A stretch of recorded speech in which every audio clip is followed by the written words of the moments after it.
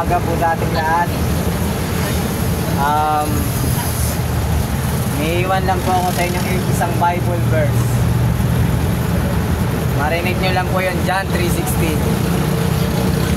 Simpleng paraan ng kaligtasan, sabi ko sa Bible. Hindi patungkol sa reliyon, hindi din po patungkol sa pera. By the way, wala po intensyong layuning masama, kahit ano pang maisip. At the same time po, pag may nag-share po sa inyong Bible, tapos nangingi ng pera, huwag nyo pong bibigyan. Kasi mali po yun. Lalaban ako doon kasi mali yun. Ano po, ano ko lang sa inyo, kasi minsan po yung tao, akala yata po yung pera-pera ang salita ng Diyos.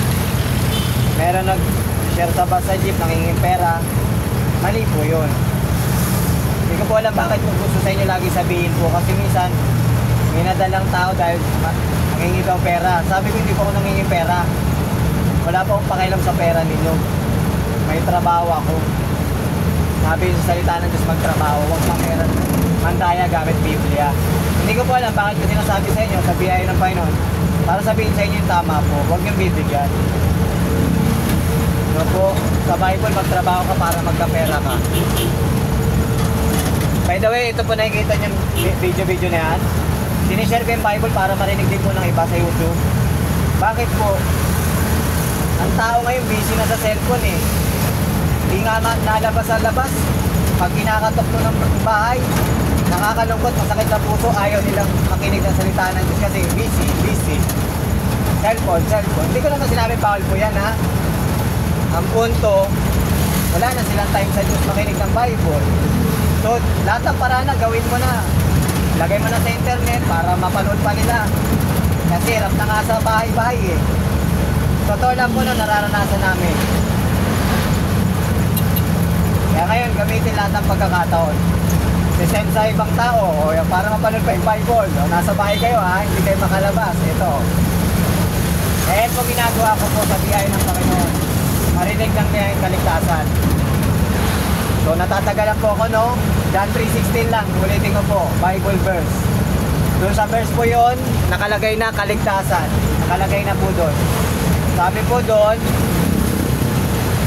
for God so loved the world, that He gave His only begotten Son, and that whosoever believe in Him should not perish, but have everlasting life. Ang ganda po ng verse. Sabi ng Diyos, mahal niya lahat ng tao. Sabi po ng Diyos, pinadala niya yung tagapaligtas, si Jesus.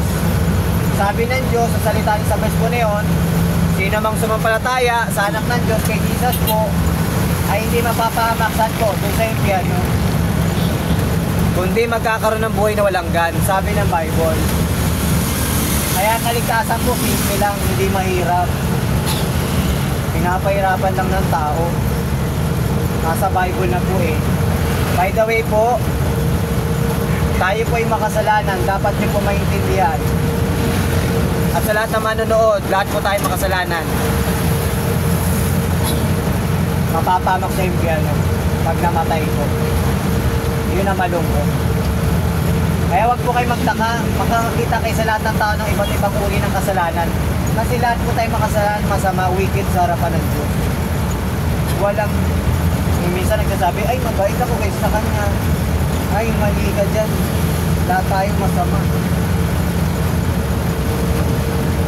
At ang nakakalungkot po dahil makasalanan tayo, ang parusa po nandun sa atin, pupuntang impyerno habang buhay. Sa lupa, makikita po natin sa lupa eh, sa batas ng tao, sa government, pumatay ka ng tao, siyempre, ang bayad sa kasalanan mo, makulong habang buhay. Tama, isa lang po yun. Sa kasalanan lang yun, pero tagal makukulong. Eh paano po sa Diyos, tayo makasalanan, napapamak sa impyerno. Yun po yung malungkot. Nakalagay natin sa Diyos. Kahit mahirap, mayaman, papunta po doon. Pantay po tayo sa harapan ng Diyos, lahat makasalanan. Para daw po tayo. Ngayon po, kailangan nyo ng tagapalitan si Savior, si Jesus po. Panampalatayan niyo po siya ng buong puso. At sabi ng Bible, kayo po'y magkakamit ng buhay na walang hanggan. At sa langit pupunta pag namatay po, di na sa impyerno. At may hinandaan Diyos na bahay na ginto na langit, bahay na ginto sa langit para sa taong sumampalataya sa Panginoon. Inihanda niya po yun sa taong sumampalataya sa Kanya. Na po. By the way po, para malaman nyo, si Jesus po ay napako sa krus. Sabi sa Bible. Sa Bible lang po kayo pumasa, sa Bible.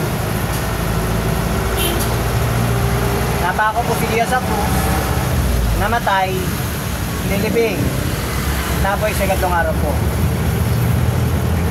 At nabubuo po yung dugo ni Jesus sa krus, para saan po? Binayaran po ni Jesus yung kasalanan doon sa krus.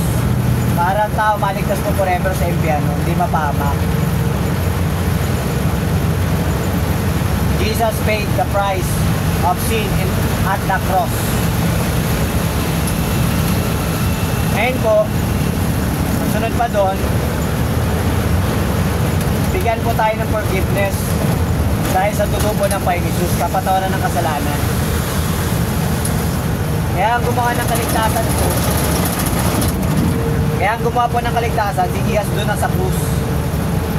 Ginawa niya ng kaligtasan. Kaya tao, hindi na kailangan magpagod, maghirap para maligtas. No. Maging religyoso. No. Maging mabait, mabuting gawa. Tama po yan, ha? Pero hindi po yan ang kaligtasan, sabi ng Bible. No. Only Jesus Christ, our God, ang Savior. Wala na pong iba ang tagapagligtas. Liban sa Kanya, wala na ibang daan. Siya lang. Pagdating sa kaligtasan po.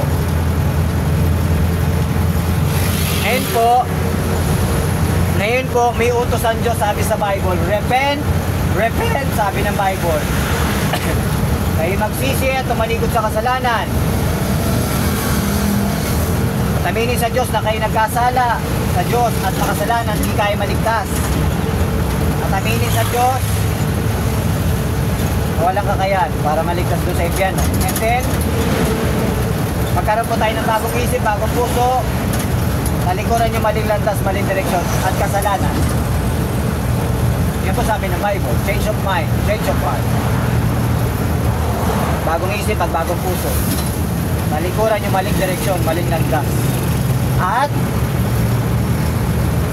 manumbalik sa Diyos na buhay po at manampalataya sa Panginoon Jesus, sabi ng Bible.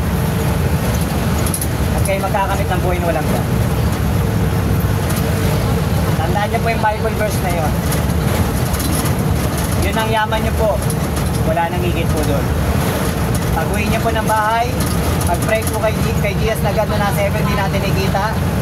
Mag-pray po kayo na magsisi, humingi ng tawad sa Panginoon Jesus at tanggapin siyang Savior ng buong puso. Pag-pray niyo po yun.